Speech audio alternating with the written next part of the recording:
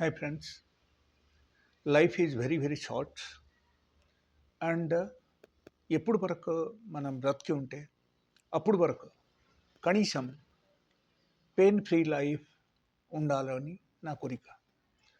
So ప్రతి ఒక్కరు pain free life maintain చేస్తే we all can enjoy the life. And దాని గురించి ఒక వ్యక్తి కనీసం హెల్దీ ఉండడం చాలా అవసరం. హెల్దీగా ఉంటేనే మీరు వేరే ఏదో ఒక ప్లేస్కు మీరు వెళ్ళగలుగుతారు.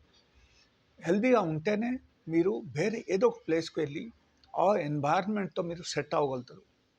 హెల్దీగా ఉంటేనే మీరు ప్రతి ఒక్క వస్తువు మీరు తినగలుగుతారు, ప్రతి ఒక్క ఐటమ్స్ మీరు తినగలుగుతారు, ప్రతి ఒక్క ఐటమ్స్ మీరు తినేసి కూడా డైజెషన్ చేయగలుగుతారు. సో ఇది అన్నీ కరెక్ట్గా జరగాలంటే హెల్దీగా ఉండాలి. హెల్దీగా ఉండాలంటే డైలీ బేసిస్లో మనం 1 అవర్ ఎక్సర్సైజ్ చేయాలి, హాఫ్ అన్ అవర్ మనం డైలీ బేసిస్లో సన్లైట్లో స్పెండ్ చేయాలి, అండ్ డైలీ బేసిస్లో న్యూట్రిషియస్ ఫుడ్ మనం తీసుకోవాలి.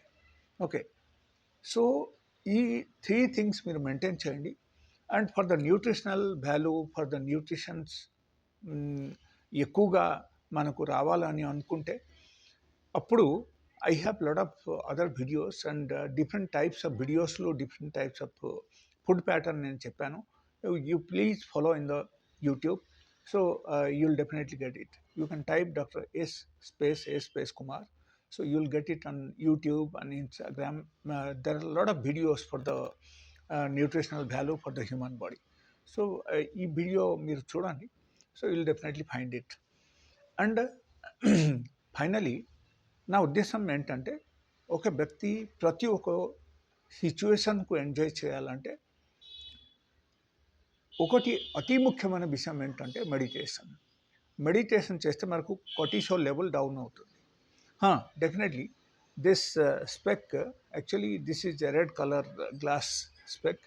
ఈవెన్ దీని ద్వారా కూడా మీకు కార్టిసోల్ లెవెల్ డౌన్ అవుతుంది. So knowingly or unknowingly we are going through a lot of screening and monitoring all these things. So దాని ద్వారా ఏమవుతుందంటే మన బాడీలో డిఫరెంట్ టైప్స్ ఆఫ్ కార్టిసోల్స్ అని నార్మల్ అవుతుంది అన్నమాట. సో ఈ కార్టిసోల్స్ నార్మల్ అయితే వ్యక్తికు అక్కడ మ్యాక్సిమం మైలేజ్ ఇస్తుంది అండ్ ఒక వ్యక్తి easily they could be healthy అన్నమాట. సో నా ఉద్దేశం ఏంటంటే ఇది అన్నీ మీరు లైఫ్ స్టైల్ పాటించండి. Definitely you can come out from